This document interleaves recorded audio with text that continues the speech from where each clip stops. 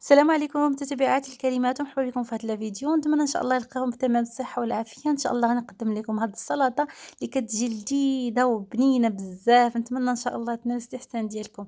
كيف كتشوفوا عندي هنايا خيزو، عندي كورجيطه، وعندي البطاطا.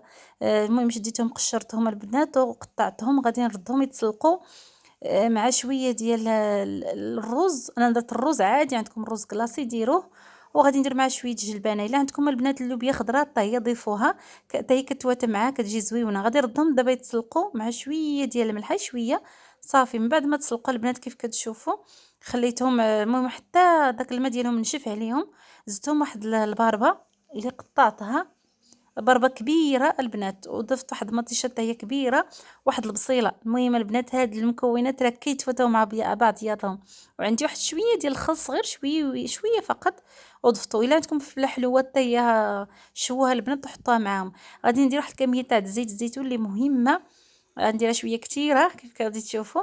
وغادي ندير شوية ديال الابزار، وغادي ندير شوية ديال الملحة، وغادي ندير شويه ديال الكمون. اختياري، اللي بغاها اللي ما بغاش الكمون لكم الاختيار. غادي نمزج هاد المكونات مع بعض جيدا، نمزجهم مزيان مزيان مزيان مزيان، وتقدموهم البنات في الصحه والراحه. راه كيجي واحد السلطه اللي متكامله البنات ولذيذه. غير جربوها وان شاء الله غادي تعجبكم، ان شاء الله اكيد غادي تعجبكم. وان شاء الله يعجبكم لا فيديو، يعجبكم محتوى القناه. والسلام عليكم ورحمه الله تعالى وبركاته.